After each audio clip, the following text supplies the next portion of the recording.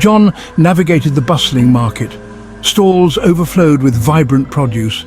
He inhaled the aroma of spices. A woman's voice cut through the noise. It was close, whispering his name. He turned, searching. He saw no one familiar. The voice sent shivers down his spine. It was soft, yet held an unnatural clarity. It seemed to seep into his bones. John shook his head, attributing it to the market's chaos. He continued, his heart pounding. The voice came again, closer this time. It sent a wave of nausea through him. John quickened his pace, fear gripping him. He needed to escape the market, to escape the voice that seemed to know his name.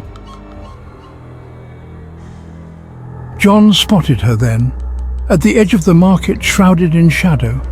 The woman stood motionless. Her voice, though, it echoed all around him.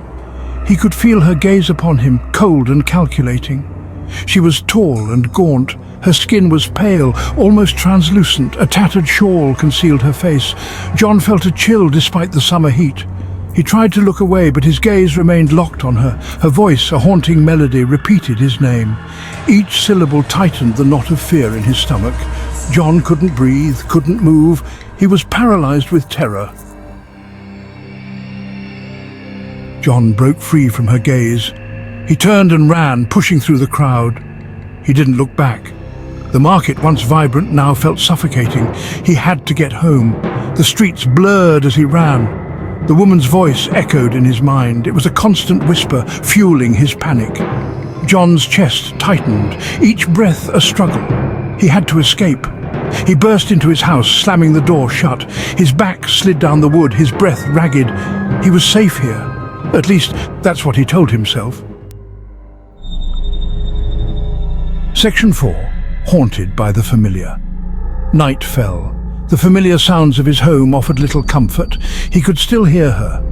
The woman's voice, a constant murmur, permeated his thoughts. He couldn't escape it. Sleep offered no respite.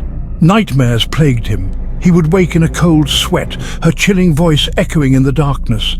John was trapped.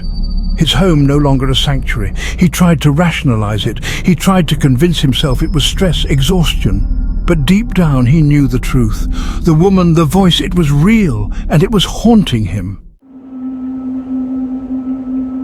Section 5. Confrontation in the woods. Days turned into weeks. The voice remained. John felt himself slipping, consumed by terror. He knew he had to confront her. He had to find her. He remembered the market. He remembered the shadows she kept. They led to the woods at the edge of town. John knew where he had to go. He walked for what felt like hours. The woods grew denser, the air heavy with dread. The sun began to set, casting long, eerie shadows. He could hear it again, her voice calling his name.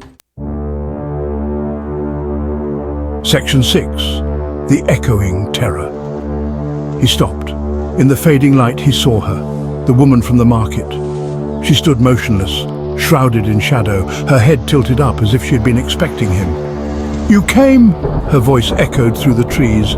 It was no longer a whisper, but a guttural rasp. John tried to speak, but no sound escaped his lips. He took a step back, then another. He turned to run, but her laughter echoed behind him.